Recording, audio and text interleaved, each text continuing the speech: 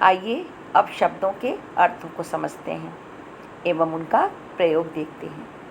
पहला शब्द है अपार, जिसका अर्थ है असीम, बहुत अधिक। वाक्य प्रयोग देखते हैं।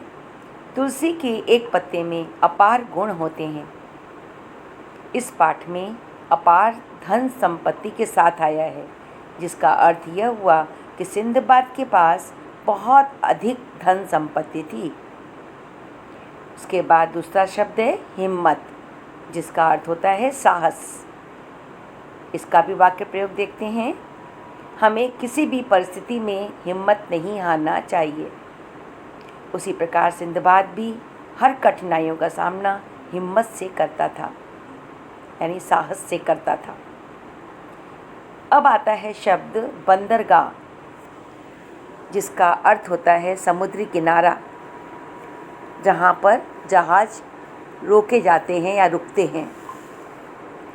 सबसे बड़ा बंदरगाह मुंबई पोर्ट है और गुजरात का कांडला पोर्ट यानी बंदरगाह सबसे ज़्यादा व्यस्त रहने वाला बंदरगाह है।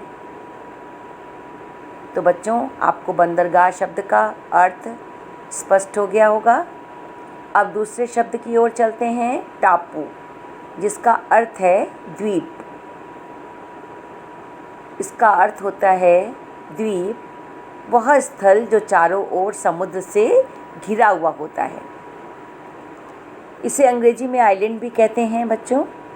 अंडमान द्वीप भारत का सबसे बड़ा द्वीप है। तो बच्चों, आपको द्वीप शब्द का भी अर्थ स्पष्ट हो गया होगा। अब आगे चलते हैं दूसरे शब्द की तरफ, निद्रा, जिसका अर्थ होता है नींद। वाक्य है, पढ़ते पढ़ते मैं गहरी निद्रा में सो गया। इस पाठ में निद्रा शब्द का प्रयोग हुआ है कि सिंदबाद थक गया था, इस कारण वह गहरी निद्रा में सो गया। थक जाने के बाद कितनी अच्छी नींद आती है। उसी प्रकार सिंदबाद भी बहुत थक गया था और वह गहरी निद्रा में सो गया। उसके बाद शब्द है संकट, जिसका अर्थ होता है मुसीबत।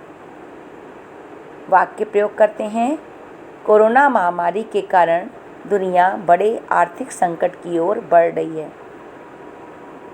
इस पाठ में संकट से अभिप्राय उस परिस्थिति से है जब सिंदबाद के सभी साथी उसको अकेला छोड़कर चले जाते हैं, लेकिन ऐसी स्थिति में भी वह घबराता नहीं है और संकट से निपटने का उपाय सोचता है।